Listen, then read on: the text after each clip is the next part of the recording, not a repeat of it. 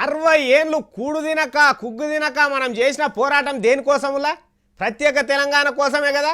మరి అందులో వచ్చే నీళ్లు నిధులు కొలువుల గురించే కదా ఇదంతా చేసింది. మరి తెలంగాణ రాష్ట్రం అయితే రానే వచ్చింది. మరి ఏ నౌకరైనా ఏడు ఉండాలి, ఏ కొలువుల ఎవరిని పెట్టాలి, ఉన్నోళ్ళని ఏడికి పంపాలి అనేది కూడా మనం ఎదురు చూసే ముచ్చట్నే కదా. అందులో ఇదొక్కటి. అయితే మరి గదే ముచ్చట మీద హైదరాబాద్లో సురువైంది. ఏంది ఏరి పారేసుడు తీసుడు అంతా. మరి ఏం దాకొచ్చిందో అరుచుకుందాం ఒకసారి.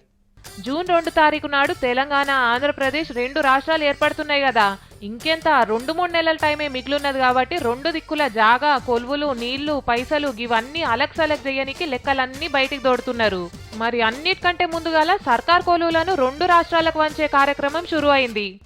మరి ఈ పని చేసి పెట్టుమని మాజీ ఐఏఎస్ కమల్నాథన్ సార్ని పిలిపించి కమల్నాథన్ కమిటీని వేసిర్రు. వాళ్ళు కూడా రాకెట్ వేగంతో పని షురు చేసిర్రు. కమిటీ అయ్యంగానే గాలి మోటార్ ఎక్కి హైదరాబాద్ లో దిగిర్రు. ఎక్కడ దిక్కు ఎంతమంది నౌకర్లు ఉండాలి ఏం కథ అని మొత్తం లెక్కలు తయారు చేస్తున్నారట సెక్రటేరియట్ లో కూర్చొని. నిన్న ఫస్ట్ సారి ఈ కమిటీ వాళ్ళంతా కూర్చొని ముచ్చట పెట్టిర్రు. మరి ఎట్లెట్లా చేద్దాం ఏం చేద్దామని పెద్ద పెద్ద ఉద్యోగ సంఘాలతో మాట్లాడి వాళ్ళ సలహాలు కూడా తీసుకుంటున్నారట. కానీ ఇప్పటి వరకు ఎన్ని పోస్టులు వంచాలే ఏందనే మాటలు మాత్రం ఇంకా క్లారిటీ రాలేదట. ఏడొస్తా సారు ఇదివారు దాకా గా పాసుమల్ల సర్కారు ఇచ్చిన కొలువులకు లెక్కలు పత్రాలు కూడా గతిలేవాయే. కానీ అన్ని పనులు 2 వారాలనే పూర్తి చేస్తామని కమల్నాథన్ సార్ అంటున్నాడు.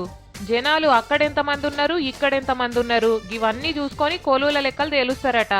ఇవన్నీ కాకుండా ఇప్పటిదాకా అన్యాయంగా దోసుకున్న కొలువులను కూడా పసిగట్టి అర్హతున్నోళ్ళకి ఇస్తే మంచిగుంటది అనుకుంటున్నారు పబ్లిక్.